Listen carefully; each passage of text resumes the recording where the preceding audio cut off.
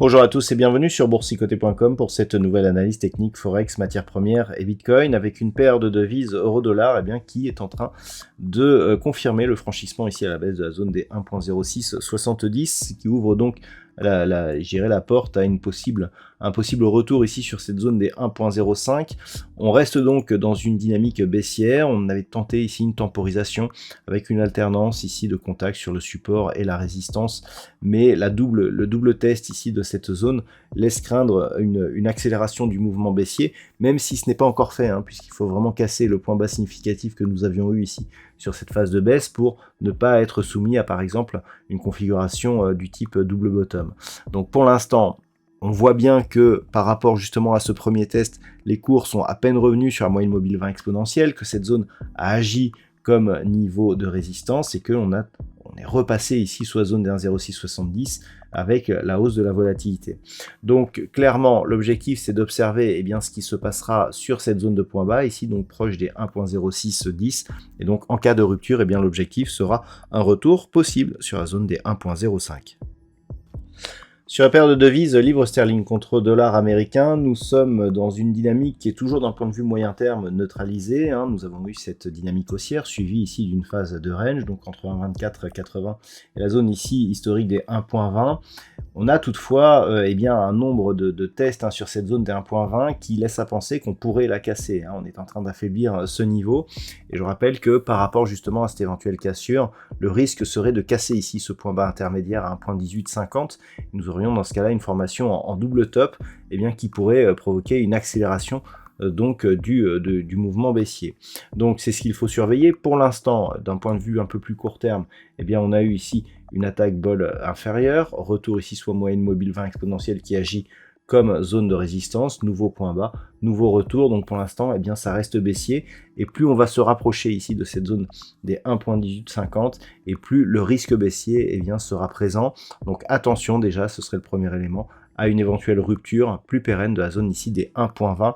On voit ne serait-ce que sur ces deux points bas, que ce niveau de support est en train de faiblir. Sur le métal jaune, il semblerait là aussi que l'on ait une dynamique baissière qui soit en train de se confirmer, puisque suite à l'accélération baissière qui avait provoqué une rupture de la zone des 1850 $ l'once, on est presque revenu à ce niveau pour valider la zone comme résistance. Cette zone est très proche ici des deux points bas que nous avions connus lors des dernières phases de haute volatilité que nous avions eu sur le métal jaune et donc sur le dollar. On revient ici tester cette zone, on repart à la baisse.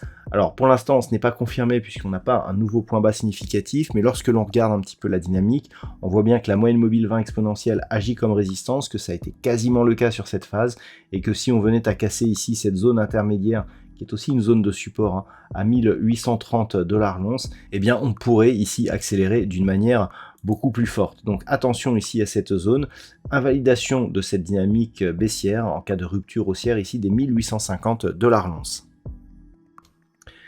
Sur le WTI, on est toujours dans cette zone ici de neutralisation entre 75 et 80 $ le baril.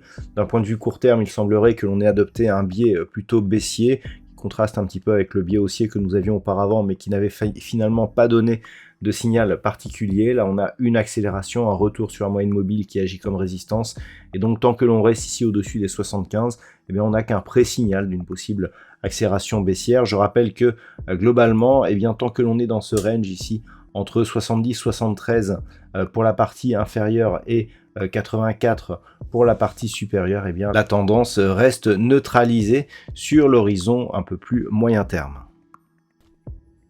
Et puis au niveau du Bitcoin, nous sommes toujours ici dans de multiples tests de la zone des 25 200 $ pour un Bitcoin. Il y avait cette zone qui avait été résistance ici déjà au mois d'août de l'année dernière et qui avait été support auparavant, avant la cassure qui avait provoqué l'accélération des cours vers 20 000. puis vers 15 800 $ pour un Bitcoin. Donc pour l'instant, tant que l'on reste sous cette zone, eh bien clairement un support ici devient résistance à 2 reprises, mais en cas de rupture haussière ici, eh bien on pourrait viser un retour sur la zone des 30 000 $ donc pour un Bitcoin, ce qui serait un pré-signal ici de retournement, puisque si on considère cette zone des 25 200 $ comme une ligne d'eau, eh bien il y aurait une amplitude ici assez forte pour laisser se développer une nouvelle dynamique haussière sur cette crypto-monnaie. Donc on va guetter justement cette zone de cassure éventuelle à 25 200 $ pour un Bitcoin. Voilà donc ce que l'on peut dire pour cette séance. Je vous souhaite de passer une très bonne soirée. On se retrouve dès demain pour d'autres analyses techniques, toujours sur le site boursicoté.com.